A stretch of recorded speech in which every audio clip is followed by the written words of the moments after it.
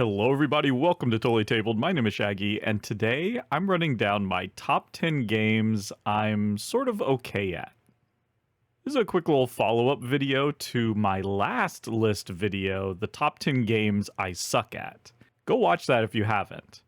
I had such a hard time narrowing down that list to just 10 games. There were so many I could have included. This time around, I had the opposite problem. I don't really consider myself to be good at very many games.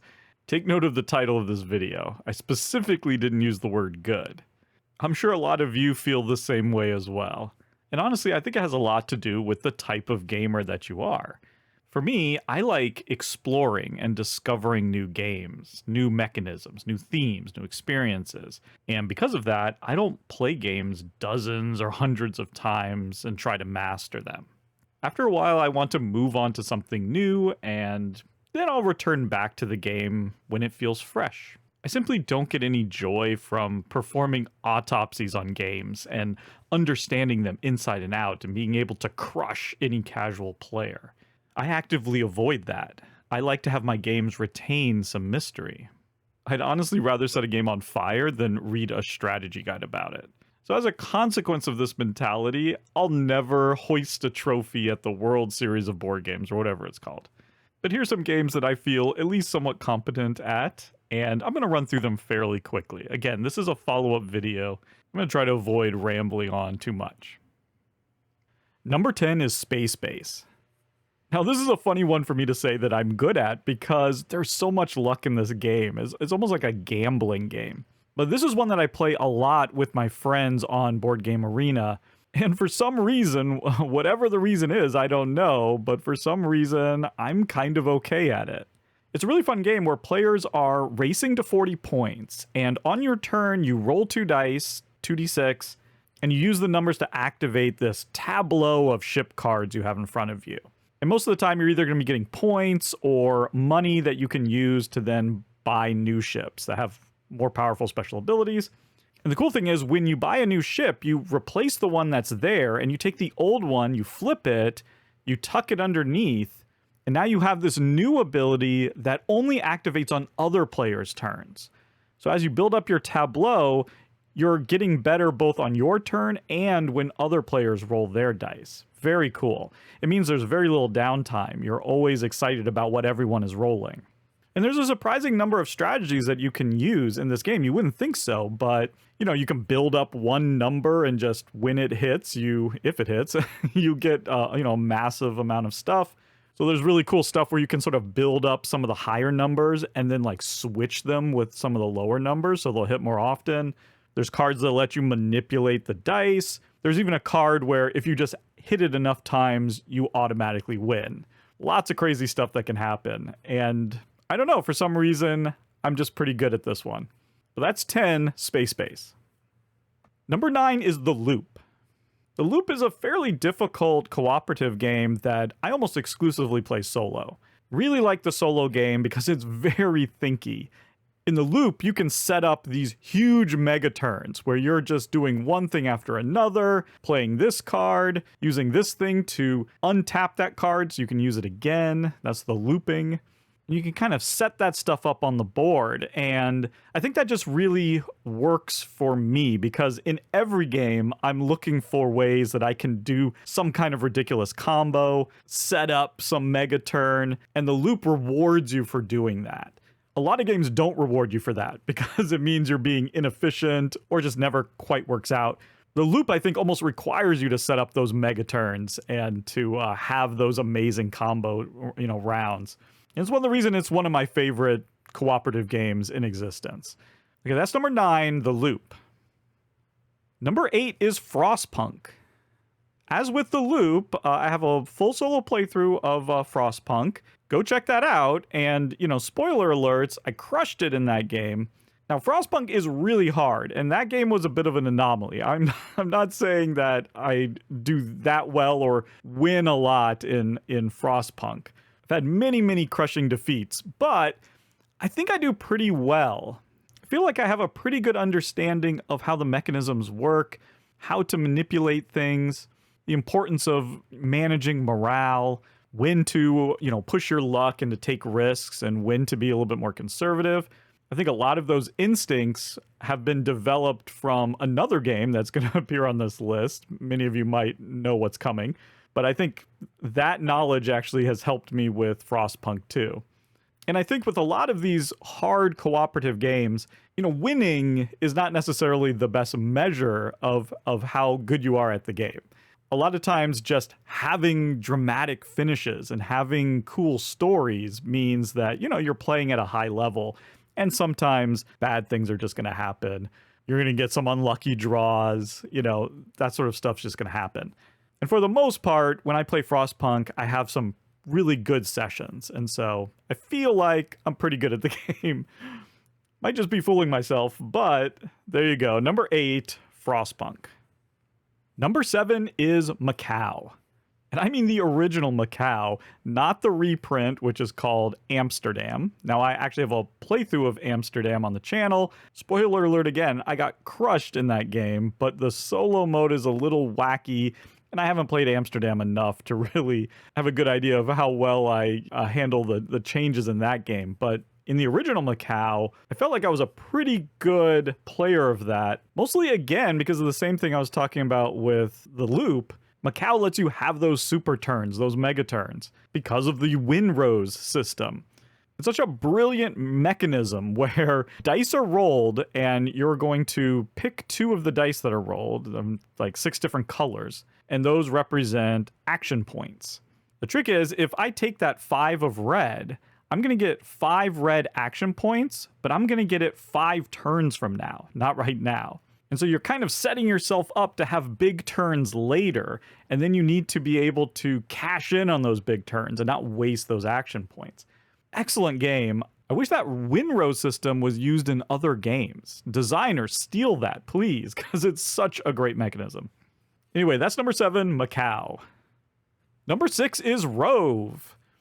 ROVE is a fantastic little button-shy micro game that involves a lot of spatial manipulation. You're moving around these 6 cards, which I believe are called modules, and you're trying to move them into certain shapes, but each one just moves in a very specific way.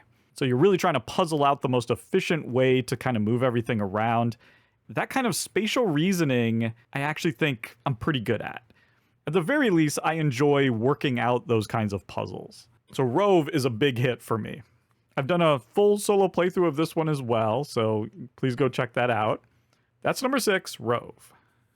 Number 5 is Castles of Burgundy. Castles of Burgundy is a classic tile-laying game from Stefan Feld. On your turn, you roll 2 dice, and then you use those dice to take actions. And it's mostly about, grabbing tiles and then placing tiles out onto your map, trying to complete regions to score points. And you're trying to complete those regions as quickly as possible. And each different type of tile has a little bit of a special ability associated with it. I think I tend to be pretty okay at tile laying games in general. Maybe it goes back to that spatial reasoning, but I really enjoy that style of game. At least when there's not a real-time element to it. Go check out the previous video for an example of that. But I think sometimes a game will just speak to you for who knows why. And that's kind of how it is with my number 5 here, Castles of Burgundy. Number 4 is It's a Wonderful World. Now, this is funny because on the previous list of games that I'm terrible at, I had a very similar closed drafting style game, which I'm just awful at. But for some reason, It's a Wonderful World just works better for me. I'm just a little bit better at it. I can figure out how to make better decisions in this game for some reason. I'm not sure why. I've done a playthrough of this one as well as Castles of Burgundy. So, you can check those out to learn more.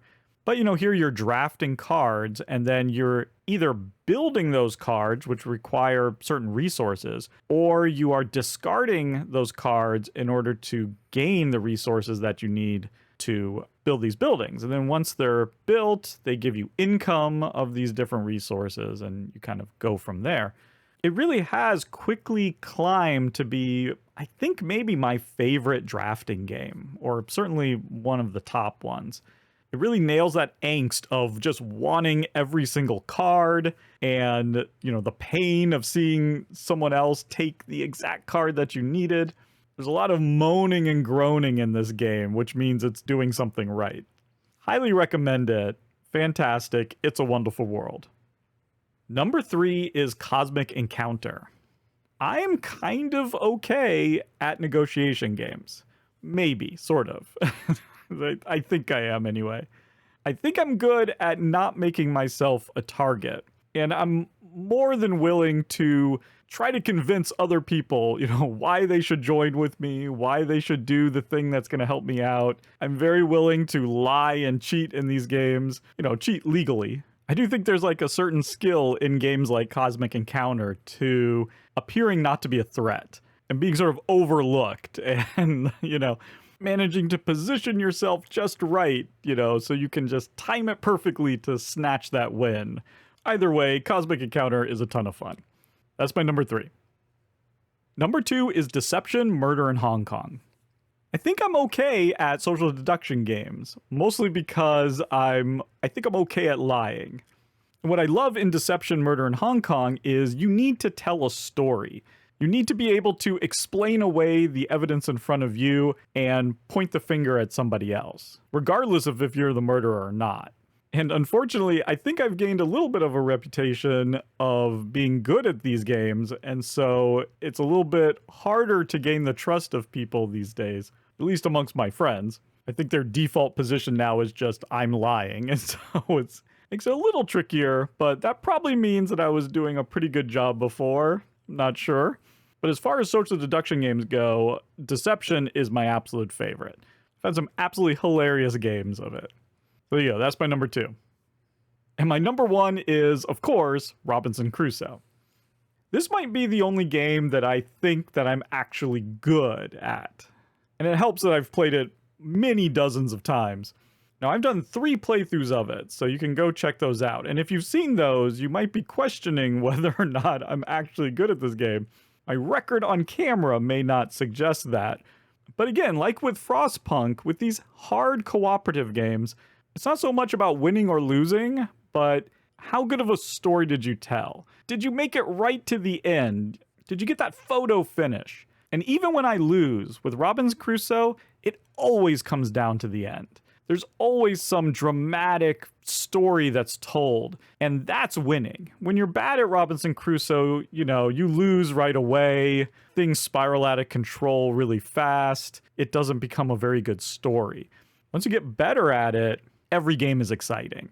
Every game you feel like you have a chance. And yeah, you're going to lose a lot, but it's going to feel great because you had such an exciting time, and that's really the key, I think. I'm not going to belabor the point, obviously. I talk about this game all the time, so go watch the playthroughs. Judge for yourself how well you think I do, but there you go. Number 1 game I'm kind of okay at, that's Robinson Crusoe. Okay, I think we blew through that list at a really good pace. Like I said, this was just a silly follow-up to my previous silly video. And my favorite thing about that previous video were the wonderful comments of people talking about all the games that they're bad at. It was very fun to read.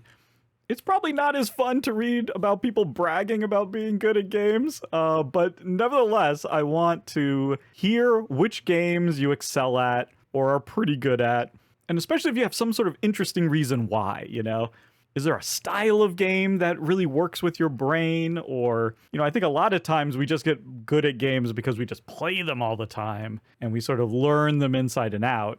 That's maybe a little bit less interesting. It's always interesting to play a game and you just immediately feel like you understand it. Like you're just on the same wavelength. That's very rare, but it's fun when it happens. But there you go. That's going to do it for me. Thank you so much for watching, and goodbye.